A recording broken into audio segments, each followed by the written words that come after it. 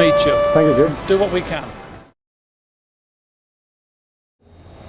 The reason I bring this point is it is becoming very, very expensive for Gurkhas to fly to UK just to apply for ILR. Yeah. If it was like, if the British Embassy in Kathmandu was authorized, then it would be a lot of savings for the Gurkhas. Employment opportunities, which is not the case with the British Gurkhas. Yeah. Once we go back there are no national health insurances, there are no employment opportunities. Yeah. And having lived a separate life of years with their families while in the British Army, they are still bound to go back home and then leave their families behind and go do some. I'd like to actually start the meeting because of the time constraint we have and the various members of our department being very busy. So I'd like to call upon the chairperson, Mr. Prem Rai, to welcome the guests. United British Gurkha Ex-Serviceman Association Nepal would like to take this opportunity to welcome you all and express my heartfelt gratitude and thank you for not only attending but also for helping to turn this event a success. First of all, I would like to thank you all on behalf of the United British Gurkhas Ex-Servicemen Association Nepal for taking the time to attend this presentation despite your very busy schedule. We feel very honored and proud to be able to express our grievances in your presence today. The Ministry of Defence has discriminated against the Gurkha veterans is a fact that needs no further elaboration.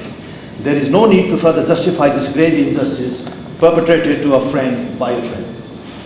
The Gurkhas have fought with utmost bravery and loyalty for the British Crown and its citizens for the last 200 years.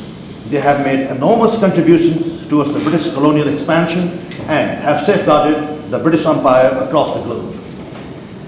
They have proved to be the most trusted and loyal friends of the British in the most difficult of times. As a reward, the Gurkhas have been left destitute today. They live a life of misery and shame back home. Many are forced to sell their medals of bravery to make their ends meet, and some have been forced to beg on the streets of their own villages. Over 90% of the retired Gurkhas leave their families back home to find a second employment in the Middle East and other parts of the world immediately after retirement, picking up dirty, difficult and dangerous jobs to support their families. There is no social security in Nepal, their pension barely makes their ends meet, there are no employment opportunities, and arrangements for medical and health care for the veterans and their families by the British Ministry of Defence in Nepal is a subject of pure joke. The Gurkha's contribution to the dignity and pride of this country is no less than that of a British soldier. But today, the retirement benefits of Gurkhas are compared to that of the Indian Gurkhas and the Nepalese army, in which we don't serve. Until some years back, the UK Ministry of Defence defended its position by saying that the pension and other retirement benefits of the Gurkhas could not be upgraded without consultations with the Indian government owing to the tripartite agreement signed by the three countries. We wrote to the Indian government asking if this was true.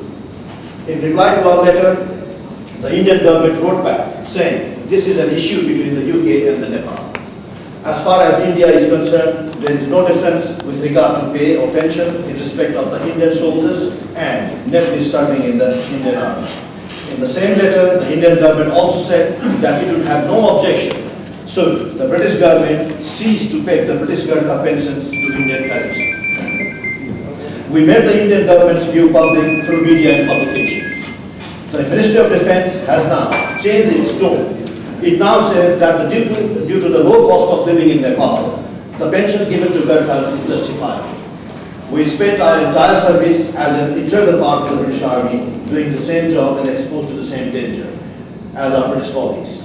Cost of life is same to all humans. So, how can the low cost of living in Nepal be justifiable for the low retirement benefits for the Gurkhas?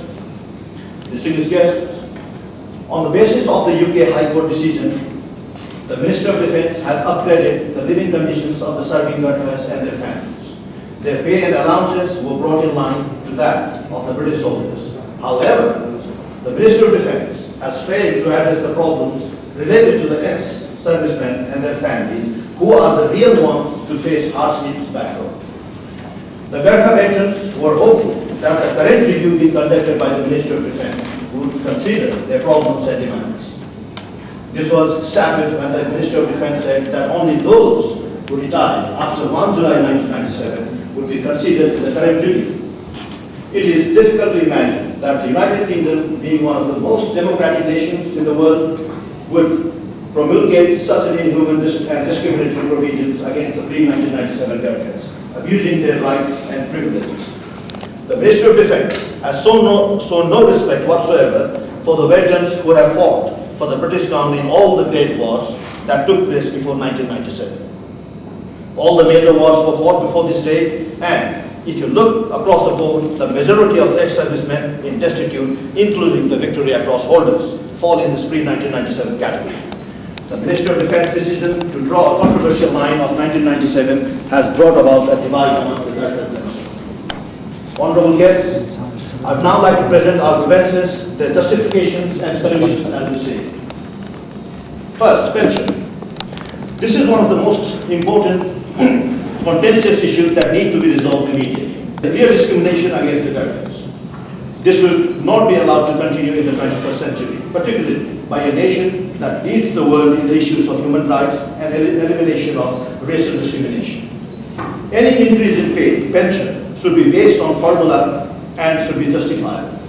We believe that the best solution to this is a proportionate pension for the Gurkhas. The definition of a proportionate pension is that if a British soldier gets £22 as pension after 22 years of service, a Gurkha soldier should get £15 after 15 years of service. It must be realized that a Gurkha is allowed to serve for a maximum of only 15 years, not by choice, but under compulsion. The rationale behind this is, Gurkhas are only allowed to serve for 15 years compared to the 22 years for a British soldier. Given the choice, the Gurkhas would have happily served for 22 years.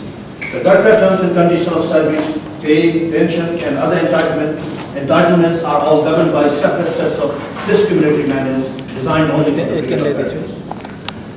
Why are these separate sets of manuals forced upon the Gurkhas when they are regarded as an integral part of the British Army and serve under the Queen's regulation? This is the root cause of all discrimination against the Gurkhas.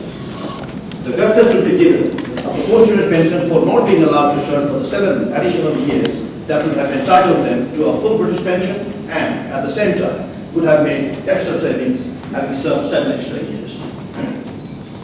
The Ministry of Defence argues that not all British soldiers serve for up to 22 years. Hence, most do not qualify for immediate pension, like the Gurkhas do on discharge at 15 years.